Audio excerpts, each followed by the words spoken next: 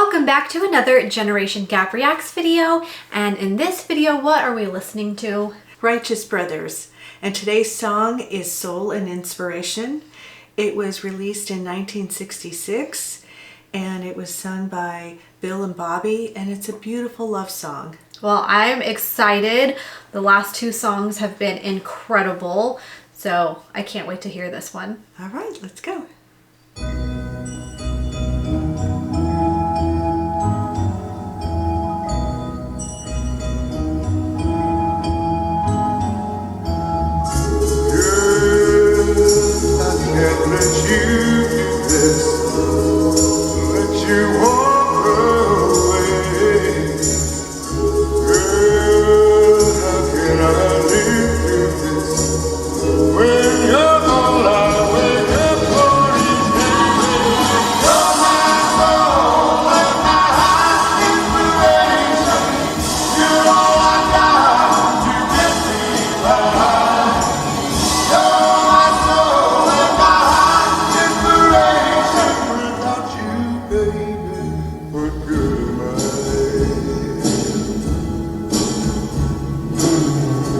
I never had much going, but at least I had you.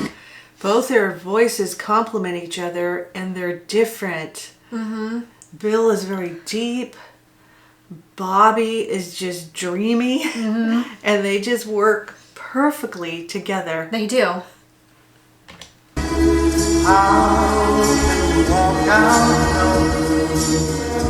I ain't got nothing left if you do, baby. You're my soul and my heart's inspiration. You're all I got to get me by. You're my soul and my heart's inspiration. Without you, baby, what good am I? Oh, what good am I? Whoa, he just kept getting deeper and deeper. He's got that incredible low voice. That control that you need to keep getting lower and lower. Whoa. It's amazing.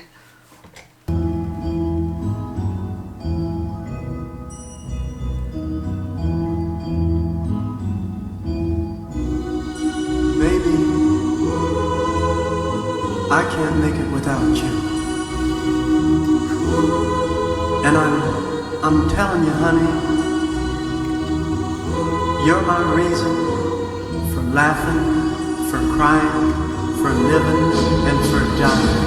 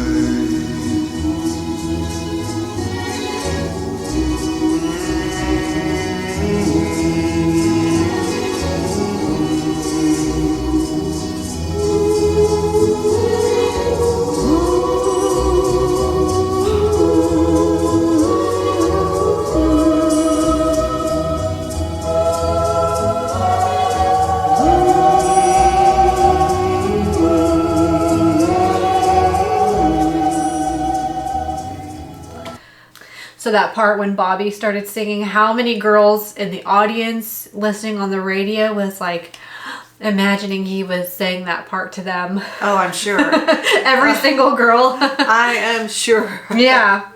Have you heard that song before? I have never heard that song before. I don't know why I haven't.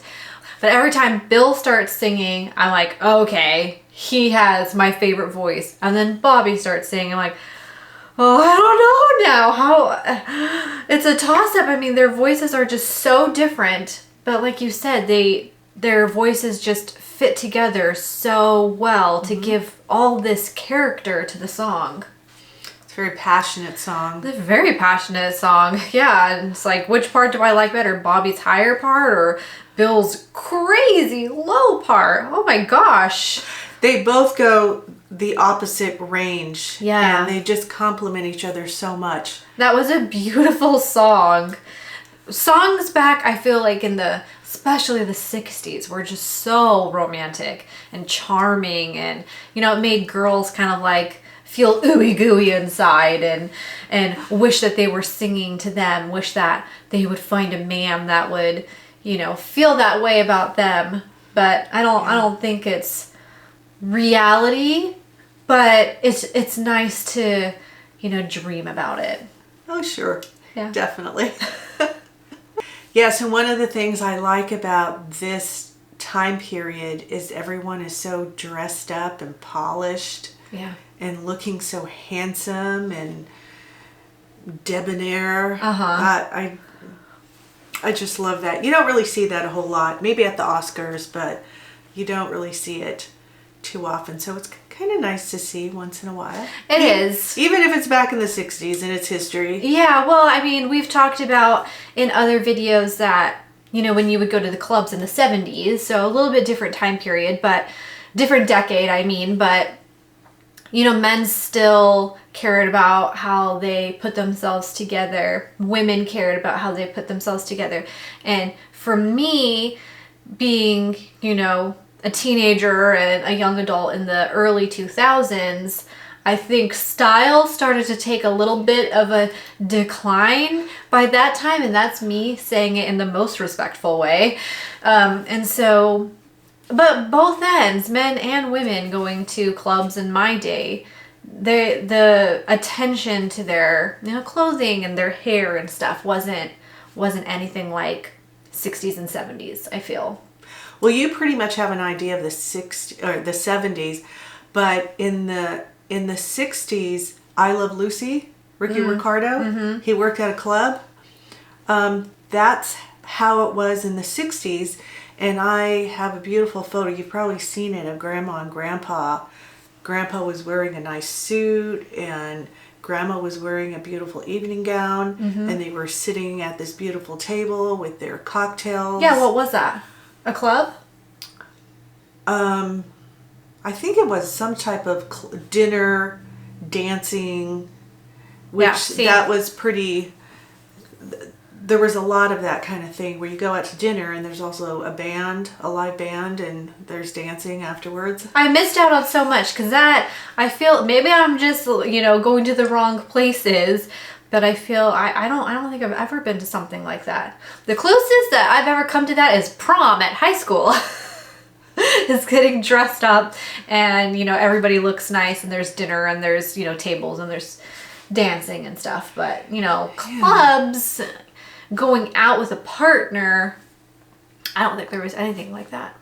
Well, maybe a lot of baby boomers will remember this, but even in the 80s, there were restaurants that had a section in the bar area with a live band and dancing. And oftentimes, my ex-husband and myself and another couple or two, we would go out to dinner.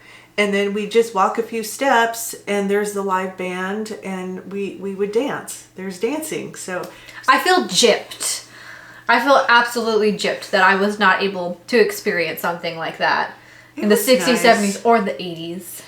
It was nice, and in the beginning, before I was even married, I did a lot of that. And then in the beginning of my marriage, we did some of that too. But I wish it would have continued. I wish so too. I would go to some place like that right now. I know. I would too. But anyways, thank you so much. If you made it this far into our video, please give it a like, subscribe to our channel. We have a lot more content coming. And thank you so much for supporting us, and we'll see you in the next video. Thank you. Bye. Bye.